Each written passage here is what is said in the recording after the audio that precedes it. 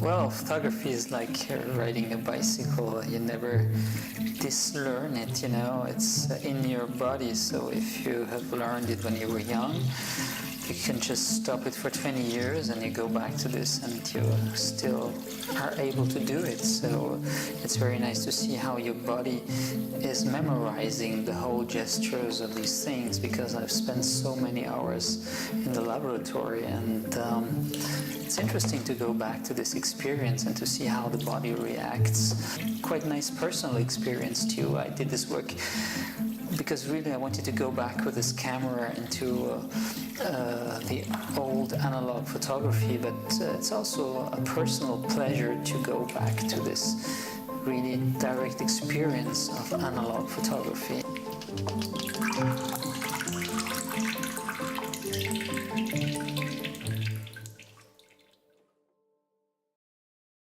I try to explore different themes in my work, working with historical material, but doing this in a very contemporary way.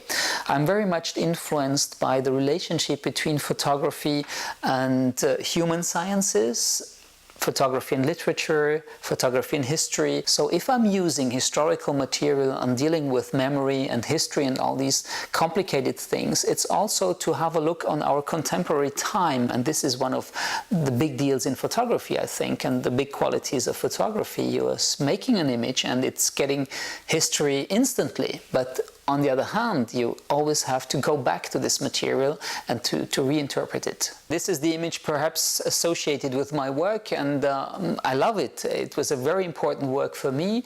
It was a work about a special device of how we look at images. It has been made in a panoramic painting in Austria, in Innsbruck, which is coming from the 19th century and which is still there. My parents took me there when I was very, very young, I think 5 or 6 years old. It's a true 360 degrees painting, so the spectator is completely absorbed into a false landscape. I was very much fascinated by this way of how people deal with the question of how we look at nature, or, you know, artificial nature in that sense. So I took my large format camera and I was going into a zone which is called the faux terrain, the false foreground, and turning my camera into the inside of the rotunda and looking at those people who were looking at the image or the painting.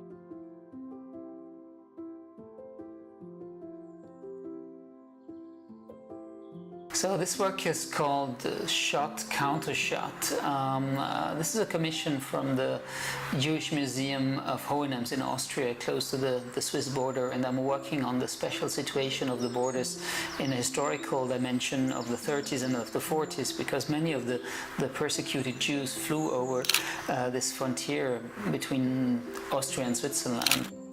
I'm really free to do what I want to do, and I have chosen a very special place on a little island on the river Rhine, which is separating the two countries. So I'm photographing, or I have photographed with my panoramic camera, a kind of frontier stone which has 4 sides. So I'm doing 2 shots and counter shots. There are 4 prints, and finally the experience of the laboratory and the experience of my affinities with negatives made me think that it would be better to expose them as negatives. So I scanned them and I will transfer them to another format, a quite big format. The works will be exhibited in front of the museum in open air.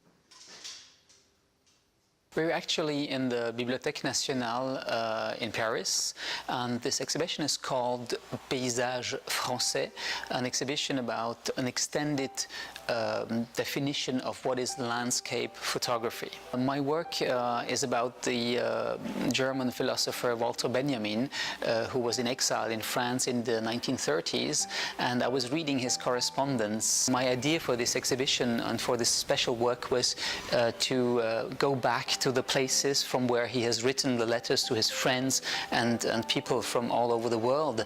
And the idea was to see those places as a real photographer of today, going back to these special places. And it's chronological in the sense that I was traveling, starting in Berlin, traveling to different countries, and finishing at the French-Spanish border where Benjamin committed suicide in 1940. The work is directly put on the wall. It's printed on wallpaper, which is a very important thing concerning Walter Benjamin and his questions of reproducibility of photographic images. When you know the story and when you read the extracts of the letters, which you can find in the images, you combine this going back to memory and going back to the 30s with the text and looking at a very contemporary image.